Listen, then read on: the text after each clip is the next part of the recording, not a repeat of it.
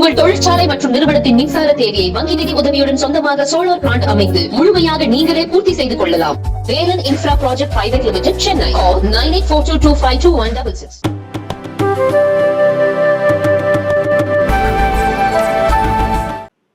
परम श्रद्धेय महंत गुरुवर्य श्री रामगिरी जी महाराज इस वर्ग को देखने के लिए देश के अन्य अन्य भागों से यहाँ पर उपस्थित हमारे प्रमुख अतिथिगण, माननीय सर्वाधिकारी जी, माननीय विदर्भ प्रांत संघ चालक जी, माननीय नागपुर महानगर के संघ चालक जी, उपस्थित अन्य अधिकारीगण, आत्मीय स्वयंसेवक बंधु, उपस्थित नागरिक सज्जन एवं माता भगिनी, इस वर्ग के समापन के कार्यक्रम को प्रतिवर्ष हम लोग देखते हैं। इस बार विशेष योग बना है। आज 5वें गुरु महाराज सदगुरु श्री अर्जुन देव जी महाराज का शहीदी दिवस है। ग्वालियर के किले में उनको बहुत प्रताड़नाएं कष्ट देकर शहीद किया गया। धर्म के लिए वो हंसते हंसते शहीद हो गए। कल भी महाराणा प्रताप की जयंती थी और भगवान बिरसा मुंडा का निर्वाण दिन था। महापुरुषों के ये स्मरण जिन दिनों हमें हो सकते हैं, उन दिनों पर यहाँ पर देश हित में अपने आप को योग्य बनाने की साधना करने वालों का उपक्रम देखना और उनके साथ कुछ राष्ट्र के विचार में सहयोगी होना, ये मैं मानता हूँ हमारे लिए अत्यंत शुभयोग है। क्योंकि बाहर तो वातावरण दूसरा है, चुनाव संपन्न हुए, उसके परिणाम भी आए, कल सरकार भी बन गई, ये सब हो गया, लेकिन उसकी चर्चा अभी तक चलती है। जो हुआ वो क्यों हुआ, कैसे हुआ, क्या हुआ,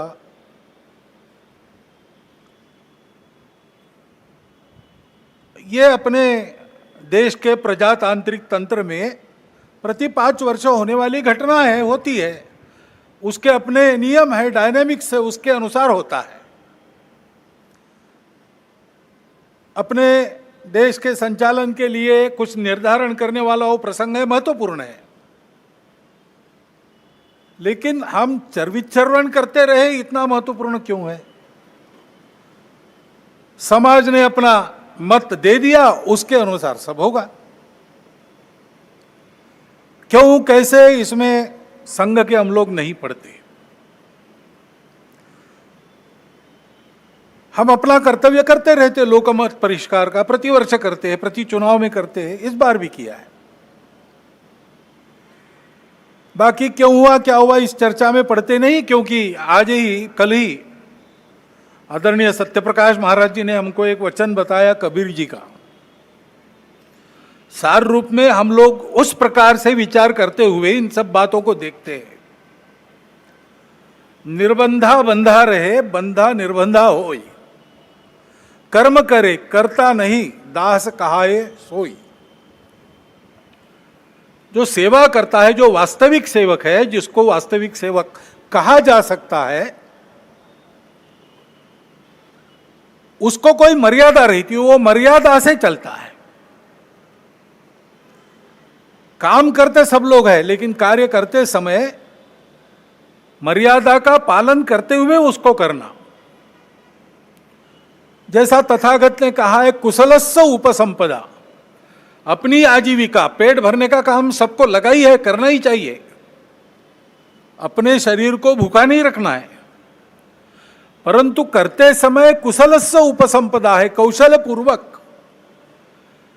यानी उपजीविका के कार्य में उत्कृष्टता जैसे उस शब्द से निर्दिष्ट होती है, वैसे ही वो कार्य करते समय दूसरों को धक्का नहीं लगना चाहिए, ये मर्यादा भी उसमें निहित है। तो ऐसी मर्यादा रख के हम लोग काम करते हैं, काम करने वाला उस मर्यादा का ध्यान रखता है, वो मर्यादा ही अपना धर्म है, वो मर्यादा ही अपनी संस्कृति है, जो महाराज जी ने अभी बहुत मार्मिक कथाओं से थोड़े में बताई, पूरी बताई। उस मर्यादा का पालन करके जो चलता है वो कर्म करता है, लेकिन कर्मों में लिप्त नहीं होता, उसमें अहंकार नहीं आता कि मैंने किया, और वही सेवक कहलाने का अधिकारी रहता है। ये उक्ति कल जब उन्होंने सुनाई तो मेरे मन में आया कि अपना विचार क्या है, संघ कैसे चलता है, उसको बताने का दूसरा कौन सा उपाय। सरल उपाय में यही है, 4 पंक्तियों में संघ की वृत्ति ध्यान में आती है। क्योंकि इन बातों में उलझे रहेंगे तो काम रह जाएंगे, और चुनाव प्रचार की या चुनाव में जो होता है उसकी बात ऐसी है, वास्तव में तो प्रजातंत्र की अनिवार्य आवश्यक प्रक्रिया है, और उसमें 2 पक्ष रहते हैं, इसलिए स्पर्धा रहती है। स्पर्धा रहती है तो दूसरे को पीछे करने का, स्वयं को आगे बढ़ाने का काम होता ही है, होना ही चाहिए, परंतु उसमें भी एक मर्यादा है, असत्य का उपयोग नहीं करना। चुने क्यों जा रहे लोग संसद में जाएंगे, बैठकर अपने देश को चलाएंगे, सहमति बनाकर चलाएंगे। हमारे यहां तो परंपरा सहमति बनाकर चलने की है।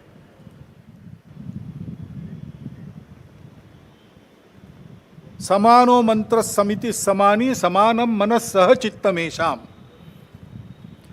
इस सहचित्त पर विनोबा भावे जी की टिप्पणी है। वो कहते हैं कि ऋग्वेदकारों को मानवीय मन का कितना ज्ञान था ये समझ में आता है।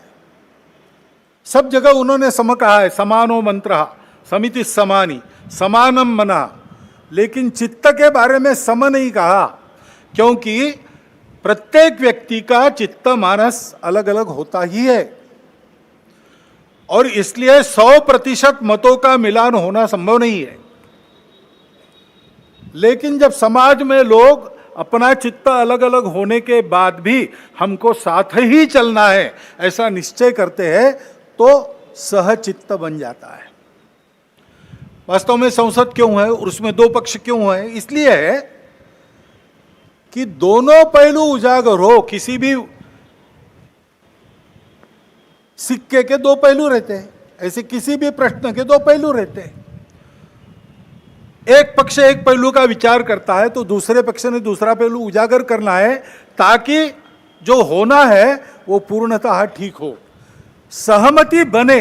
इसलिए संसद बनती है, लेकिन ऐसी सहमति बनना स्पर्धा करके आए लोगों में थोड़ा कठिन भी रहता है, और इसलिए हम बहुमति का आसरा लेते हैं। उसके लिए स्पर्धा चलती है। ये स्पर्धा है, कोई आपस का युद्ध तो है नहीं। जिस प्रकार ये बातें हुई, जिस प्रकार एक दूसरे को लताड़ना हुआ, जिस प्रकार प्रचार के दौरान हमारे करने से समाज में मनमुटाव बढ़ेगा, 2 गट बटेंगे, आपस में शंका संशय उत्पन्न होगा, इसका भी ख्याल नहीं रखा गया, और विनाकारण संघ जैसे संगठनों को भी उसमें खींचा गया। टेक्नोलॉजी का सहारा करके असत्य बातें परोसी गई, नितांत असत्य। क्या शास्त्र का, विज्ञान का, विद्या का ये उपयोग है? सज्जन विद्या का ये उपयोग नहीं करते। विद्या विवादाय ये खलस्य, ऐसा कहा है, विद्या विवादाय धनम मदाय शक्ति परेशान परपीडनाय खलस्य साधो विपरीतमेतत् ज्ञानाय दानाय च रक्षणाय। विद्या का उपयोग प्रबोधन करने के लिए होता है, लेकिन आधुनिक विद्या टेक्नोलॉजी का उपयोग असत्य परोसने के लिए किया गया। ऐसे से देश कैसे चलेगा भाई? आखिर सबको देश ही चलाना है ना। 2 पक्ष है, विरोधी पक्ष कहते हैं, मैं प्रतिपक्ष कहता हूं। वो विरोधी नहीं है, उसको विरोधी मानना भी नहीं चाहिए। वो प्रतिपक्ष है, वो एक पहलू उजागर कर रहा है, उसका भी विचार होना चाहिए। ऐसा जब चलना है तो चुनाव लड़ने में भी एक मर्यादा होती है, उस मर्यादा का पालन नहीं हुआ, क्योंकि उसका पालन होना इसलिए आवश्यक है कि हमारे देश के सामने चुनौतियां समाप्त नहीं हुई। अब सरकार बन गई, वही सरकार फिर से आ गई एनडीए की। अब ये ठीक है, पिछले 10 वर्षों में बहुत कुछ अच्छा हुआ है। आर्थिक हमारी स्थिति, आधुनिक दुनिया जिन मानकों को मानती है, जिसके आधार पर आर्थिक स्थिति का मापन करती है, उनको लगाए तो हमारी आर्थिक स्थिति बहुत अच्छी हो रही। सामरिक स्थिति हमारी निश्चित रूप से पहले से अधिक अच्छी है। दुनिया भर में हमारे देश की प्रतिष्ठा बढ़ी है। कला क्षेत्र में, क्रीड़ा क्षेत्र में, ज्ञान विज्ञान के क्षेत्र में, संस्कृति के क्षेत्र में हम सब लोग विश्व के सामने आगे बढ़ रहे हैं। हमको धीरे धीरे मानना विश्व के प्रगत देशों ने भी शुरू किया है। लेकिन इसका मतलब ये नहीं है कि हम चुनौतियों से मुक्त हुए। अभी उन बातों से मुक्त होकर जो चुनाव के आवेश में अतिरेक हो गया, उससे मुक्त होकर हमको आने वाली बातों का विचार करना है, समस्याओं से राहत लेनी है। अभी हम बैठे हैं, गर्मी लग रही है, अभी तो ठंडा हो गया, लेकिन कुछ दिन पहले कितनी गर्मी थी। इस वर्ष हर वर्ष से बहुत अधिक गर्मी हुई और सर्वत्र हुई, हिल स्टेशंस में भी हुई। बेंगलुरु जैसे महानगर में जल का संकट आ गया। हिमालय के हिमनदियों के पिघलने के बारे में तरह तरह की बातें छप रही है। ये पर्यावरण का सारी दुनिया पर संकट है। भारत जो संस्कारों से ही पर्यावरण का मित्र बनकर चलता है, कृतज्ञता पूर्वक नदियों को, वृक्षों को, पहाड़ों को, पशुओं को, पक्षियों को पूजता है, उनके साथ अपना संबंध मानता है, वहां भी यह संकट खड़ा हुआ है, क्योंकि विकास पथ की दृष्टि अधूरी है। उसको बदलना होगा, सबको बदलना होगा। लेकिन जिसके पास ये दृष्टि पहले से है, वो भारत अपने आप को कैसे बदलता है ये देखकर दुनिया उसका अनुकरण करने वाली है। तो हमको अपना स्व के आधार पर एक विकास पथ ठीक से बनाना है। अभी उस स्व का विचार करके भी बहुत सी बातें हो रही है, लेकिन हमको मूल से विचार करके दृष्टिगत सारी बातें बदल के करना पड़ेगा। ज्ञान विज्ञान का जो आधुनिक सारा प्रवास और प्रयास है, उसको भी ध्यान में रखकर हमारे परंपरा का ज्ञान जो काल सुसंगत है, उसको साथ लेकर दृष्टि वो रखकर कि वसुधैव कुटुंबकम, और सृष्टि अपनी माता है। हम सृष्टि के विजेता नहीं है, हम सृष्टि के अंग है। वो माता है, उसका दोहन करना है, उसका पोषण होना चाहिए, इस पर ध्यान देना है।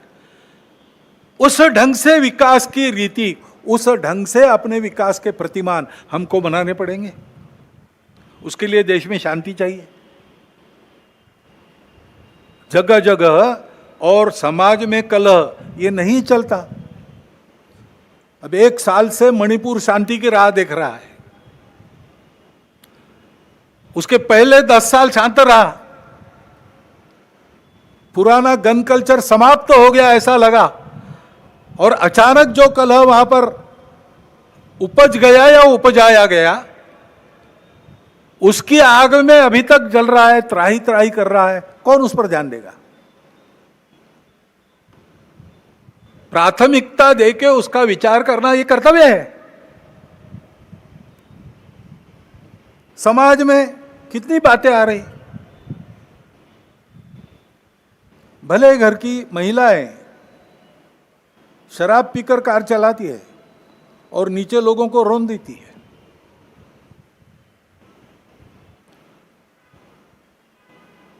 कहां हमारे संस्कार कहां गए, हमारी संस्कृति कहां है? जो संस्कृति अभी तक दुर्जेय सी बनी है, अभी भी उसको कोई नहीं जीत सकता, लेकिन उस संस्कृति के वाहक हम लोग उसकी परवाह रखेंगे तभी। इसलिए समाज में पीढ़ी दर पीढ़ी चलने वाले संपूर्ण सृष्टि की धारणा करने वाले धर्म के संस्कार, जो संस्कृति हमको सिखाती है, उस संस्कृति के पनपने का, आगे की पीढ़ी तक पहुंचने का प्रश्न खड़ा हो गया है। जिन्होंने उसको त्याग दिया उनकी स्थिति दुनिया में अच्छी नहीं है। भले ही भौतिक वैभव होगा, परिवार टूट रहे हैं, मन में अशांति है, छोटे बच्चे बंदूक लेकर अपने विद्यालय के सहपाठियों को गोलियों से भून डालते, ऐसी परिस्थितियां आती है। पिताहीन मातृत्व, कितनी बातें हैं। क्या हमको वैसे बनना है? क्या हमको अपना परिवार प्यारा नहीं है? क्या हमारे सगे संबंधी हमारे कुछ नहीं लगते? उस संस्कृति के संरक्षण का प्रश्न है। उसके लिए समाज में बात करने वाले, समाज में विभिन्न कार्यक्रम करने वाले, समाज का प्रबोधन करने वाले माध्यम, सबको अपने ऊपर संयम का बंधन एक लाना पड़ेगा। और वैसा वो बंधन लाए, क्योंकि आज के तंत्र में सरकार बहुत सी बातें देखती है, उसके लिए भी सरकारों को प्रावधान करने पड़ेंगे। बहुत काम करने पड़े हैं, और ये काम केवल सरकारों को नहीं करने, इनकी भी चर्चा हम करते हैं, लेकिन केवल चर्चा करने से नहीं होता। इसके लिए समाज को सिद्ध होना चाहिए। वास्तव में प्रजातंत्र में तो समाज ही राजा को बनाता है और समाज ही अपनी स्थिति को बनाता है। तो समाज ने अपने आप को खड़ा करना, यह पहली बात आवश्यक होती है। समाज परिवर्तन से व्यवस्थाओं का परिवर्तन होता है। दुनिया में सर्वत्र, दुनिया का इतिहास देखिए, यही हुआ है। जब कोई परिवर्तन आया, समाज में आया, उसके कारण व्यवस्था में आया। नेतृत्व खड़ा हुआ, लेकिन नेतृत्व को समाज का प्रतिसाद मिलने के लिए समाज का परिवर्तन हुआ। फ्रांसीसी राज्य क्रांति में फ्रांस के गरीबों का असंतोष शिखर पर पहुंच गया था, इसलिए क्रांति की बात करने वालों के पीछे सारी जनता खड़ी हो गई। यही रशिया में हुआ है। ये खड़ा हो गया समाज में कि इससे छूटना है, इससे बाहर आना है। अब वहां ये संस्कृति नहीं है जिसका वर्णन महात्मा ने किया, हमारे संत जी ने किया। संयम की, सत्य, अहिंसा, अस्तेय, परिग्रह, ब्रह्मचर्य, ये हमारे पास है। और इसलिए हमारे पास यही हुआ, लेकिन उसकी जो अभिव्यक्ति थी वो अलग प्रकार थी, वो भारतीय अभिव्यक्ति थी। डॉक्टर बाबा साहब आम्बेडकर कहते हैं कि कोई बड़ा परिवर्तन होने के पहले समाज का एक बड़ा आध्यात्मिक जागरण होता है, ये नियम है। अपने देश में तो है ही। शिवाजी महाराज के पहले सैकड़ों वर्ष संतों ने आध्यात्मिक जागरण किया, भक्ति की बुनियाद देकर सारे समाज को भेद मिटाकर वर्ण अभिमान विसर जाती, भूल गए वर्ण अभिमान और जाति। ऐसा समाज खड़ा किया तो शिवाजी महाराज ने स्वराज्य का विचार रखा, उसके पीछे सामान्य आदमी खड़ा हुआ, अपना घर गृहस्थी संभाल कर, और उनके साथ लड़ता था। इसलिए दुनिया की बलाढ्य ताकतें भी उसको पराजित नहीं कर सकती। ये समाज के निर्माण का काम करना है।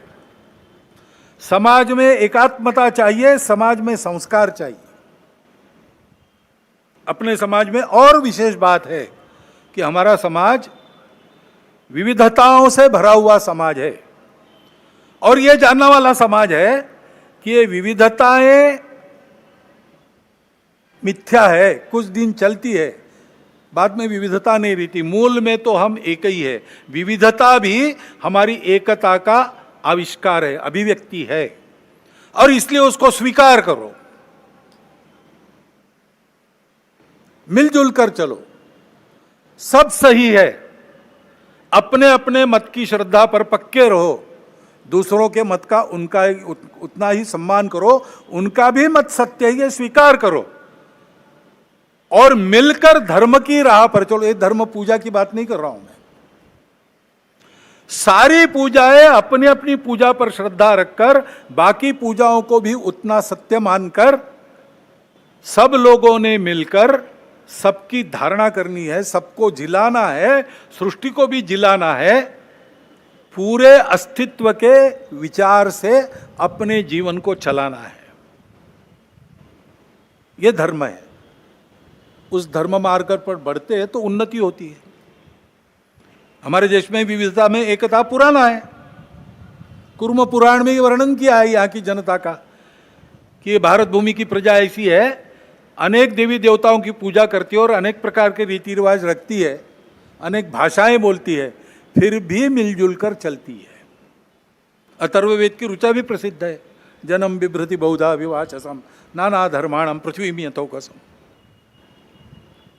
ये हमारी रीति है। जब इस रीति को हम भूल गए तब से हमारा पतन हुआ। तब हमने अपने ही भाइयों को अस्पृश्य कहकर दूर रखा। कोई इसके पीछे न्याय नहीं है, कोई शास्त्र इसके पीछे नहीं है, नहीं इसको वेदों का आधार है, न उपनिषदों का आधार है। ये तो स्वार्थी लोगों ने बुना हुआ जाल है, अथवा कुछ समय आया होगा जिसमें ऐसा चलना पड़ा होगा, पता नहीं क्या था, लेकिन वो कालबाह्य है और गलत है। समाज में एकता चाहिए, लेकिन अन्याय होता रहा है, इसलिए आपस में दूरी है, मन में अविश्वास है, हजारों वर्षों का काम होने के कारण चिढ़ भी है। अपने देश में बाहर से आक्रामक आए, आते समय अपना तत्वज्ञान भी लेकर आए।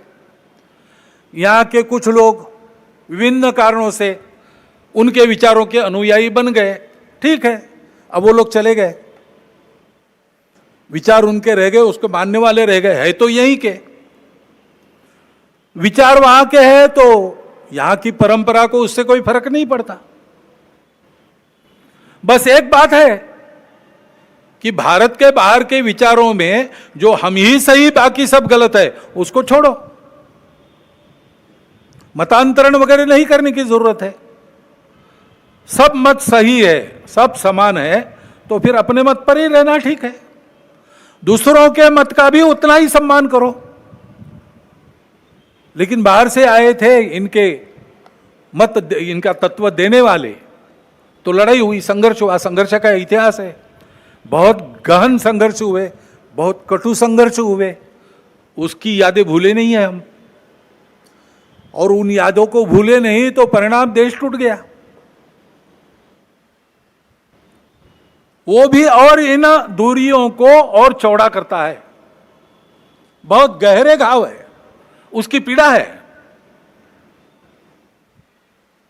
अन्याय के प्रति जो चिढ़ है, उसके कारण अपने ही समाज के लोग रूठे हुए, गुस्से में है, मन में आशंका है, दूरी है, और इतिहास के कारण ये जो घाव हुए उसकी पीड़ा है, इसलिए हम दूर है। तो पास आना और एक होने का मार्ग क्या होगा? मार्ग तो यही होगा कि उसको भूतकाल में जमा कर दो। डर है तो दुर्बल मत बनो, शक्ति संपन्न बनो, डर नहीं रहेगा, लेकिन शक्ति के साथ शील संपन्न बनो। शील अपना अपने धर्म और संस्कृति से आता है, जो सत्य के बाद अहिंसा को कहता है, सबके प्रति सद्भावना को कहता है। सबके प्रति सद्भावना को लेकर पुरानी बातों को भूलकर सबको अपनाना, और हम एक दूसरे को अपना सके इसलिए अपने को जो बदल अपने में करना है, अपने घर से उसका प्रारंभ करना, स्वयं से प्रारंभ करना। जैसे अपने ही बंधुओं को जो हमने ही दूर किए, उनको लेने के लिए ये जो जाति पाति की बात है, it should go out lock stock and barrel, ऐसा बाला साहब ने कहा है। भाषण में तो जाती है, कार्यक्रमों में तो जाती है, मेरा आचरण और मेरे घर के आचरण में वो जानी चाहिए। उसके जगह समताधिष्ठित व्यवहार की प्रतिष्ठापना होनी चाहिए। कठिन होगा, लेकिन देश के लिए करना पड़ेगा। हजारों वर्षों से जो पाप हमने किया उसके प्रक्षालन के लिए करना पड़ेगा। ऐसे ही आपस में मिलना जुलना है। भारतोद्भव जो लोग हैं उनसे मिलना आसान है, क्योंकि एक ही बुनियाद है। वही यम नियमात्मक आचरण का पुरस्कार सर्वत्र है और एक से सब निकला है। एकम सद विप्रह बहुधा वदंती, यही सबकी श्रद्धा है। इसलिए वो तो संबंध रखना, आना जाना, अभेद बरतना, रोटी बेटी सब प्रकार के व्यवहार होने दो। लेकिन जो बाहर की विचारधारा है, ये उनकी प्रकृति ऐसी थी, हम ही सही बाकी सब गलत। अब उसको ठीक करना पड़ेगा, क्योंकि वो आध्यात्मिक नहीं है। इन विचारधाराओं में जो अध्यात्म है उसको पकड़ना पड़ेगा। पैगंबर साहब का इस्लाम क्या है, सोचना पड़ेगा। ईसा मसीह की ईसाईयत क्या है, सोचना पड़ेगा। भगवान ने सबको बनाया है, भगवान की बनाई जो कायनात है उसके प्रति अपनी भावना क्या होनी चाहिए, सोचना पड़ेगा। सोच समझ के जो समय के प्रवाह में विकृतियां आई है उसको हटाकर, ये जानकर कि मत अलग हो सकते हैं, तरीके अलग हो सकते, सब अलग हो सकता है, हमको इस देश को अपना मानकर उसके साथ अपना भक्तिपूर्ण संबंध स्थापित कर, इस देश के पुत्र सब कुछ अपने भाई है, ये जानकर व्यवहार करना पड़ेगा। और ये होना पड़ेगा तो उसके लिए आदत की आवश्यकता रहती है, क्योंकि विचार तो अच्छे होते हैं, मन को भी अच्छे लगते हैं, बुद्धि भी उनको मान्य करती है, लेकिन दशकों की शतकों की जो आदत है उसको सुधारने में समय लगता है, उसको सुधारने में समय लगता है। और इसलिए उसके लिए रोज व्यायाम करने की आवश्यकता है। वो व्यायाम ही संघ की शाखा है। ये सारी बातें संघ की शाखा में होती है, हंसते खेलते होती है, करने वालों को ध्यान में भी नहीं आता कि जो मैं कर रहा हूं उससे ये हो रहा है। 10-12 साल के बाद पीछे मुड़ के उस समय के स्वयं के चित्र को देखता है तो उसको लगता है कि मैं कितना बदल गया। संघ यही काम करता है, संघ इसी के लिए है। ये करते हुए अपने विश्व के सारे जीवन का आधार बनने वाले भारत को फिर से उस रूप में खड़ा करना, यह कर्तव्य है, इसको करना है। इसलिए यह तपस्या है और इसलिए हम इन सारी बातों को करते हैं। अभी 5 बातों का आग्रह हम समाज के सामने रख रहे हैं। स्वयंसेवक अपने से प्रारंभ करेंगे, कर लिया उन्होंने, शुरू होगा, धीरे धीरे बनेंगे। एक तो बात है सामाजिक समरसता का व्यवहार। अपने कार्य क्षेत्र में जितने प्रकार का समाज रहता है उन सब में अपने मित्र और मित्र कुटुंब होने चाहिए, अपने कुटुंब के। और जहां अपनी शक्ति है कि समाज हमारे कहने से मान सकता है, वहां मंदिर, पानी, स्मशान सबका एक होना चाहिए। पर्यावरण के बारे में हम प्रयास करेंगे, पानी बचाओ, प्लास्टिक हटाओ, हरियाली, पेड़ लगाओ, अपना घर हरित घर बनाओ।